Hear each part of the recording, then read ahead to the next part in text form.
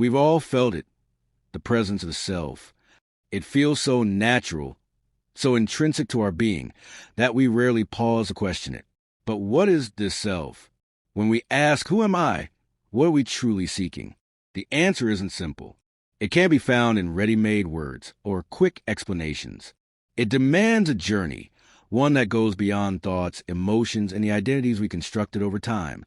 A journey that challenges our perception of reality and, ultimately, our very essence, the illusion of a solid self.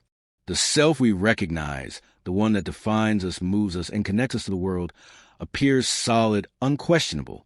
But if we look closer, does it truly exist as we believe? Some might resist. Why question something so fundamental? Yet, it's precisely because this sense of self is so ingrained that we must question it.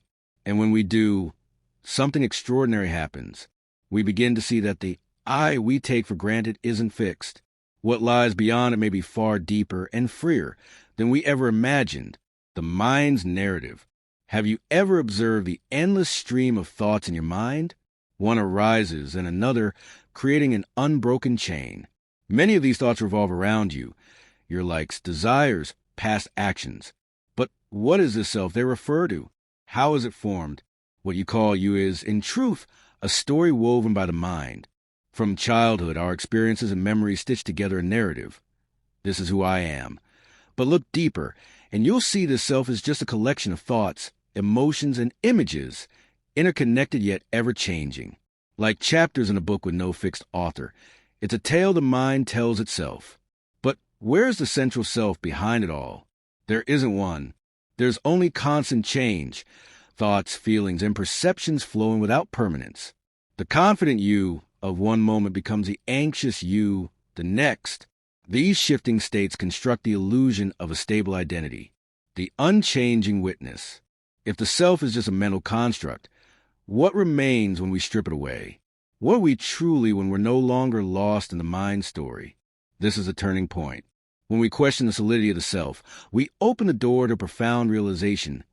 We are not the thoughts or emotions. We are the awareness observing them. Asterisk, asterisk. This awareness, pure consciousness, is the foundation of all experience. It's the space where thoughts and feelings arise and fade, untouched by their content. It doesn't fluctuate with moods or react to passing storms. It simply is, silent, unchanging, ever-present. The power of observation. Next time a strong emotion arises, anger, sadness, frustration, pause and ask, who is observing this? The answer isn't the emotion itself. It's you, the consciousness aware of the emotion, but not defined by it. This is the role of the witness. It doesn't engage, judge, or cling. It observes. Just as the sky holds clouds without being altered by them, consciousness holds your experiences without becoming them. Freedom from identification. The more we identify with thoughts and emotions, the more we suffer. We believe we are our anger, our anxiety, our past. But true liberation comes when we realize we are the stillness behind the noise. Practice this.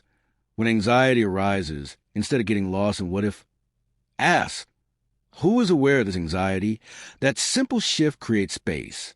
You're no longer the anxiety. You're the presence witnessing it. Over time, this dissolves the ego's grip, revealing the boundless freedom of pure awareness. The ego, a fluid mask. The ego is the mind's mask, a shape-shifting story adapting to circumstances. It casts us as heroes, victims, winners, or losers, depending on the moment. But these roles aren't you. They're costumes worn by the ever-changing mind. When we see through this illusion, the ego's power weakens. We stop conflating what we experience with who we are. Suffering persists only when we cling to the ego's drama. In truth, it's all passing through the vast, undisturbed field of consciousness. The path to liberation. Realizing the self is an illusion isn't an endpoint. It's the beginning of living authentically, without the ego's filters. We engage with life directly, free from the need to control or defend an identity. This is true freedom. To be the awareness behind all experience, unmoved by its tides. It's not a one-time achievement, but daily practice, returning again and again to the stillness within, an invitation. Thank you for joining this exploration. If these words resonated, I invite you to like, subscribe, and share this message. Leave a comment below. What insights arose for you? Remember, you are not the story. You are the silence that hears it. Take care, and I'll see you soon.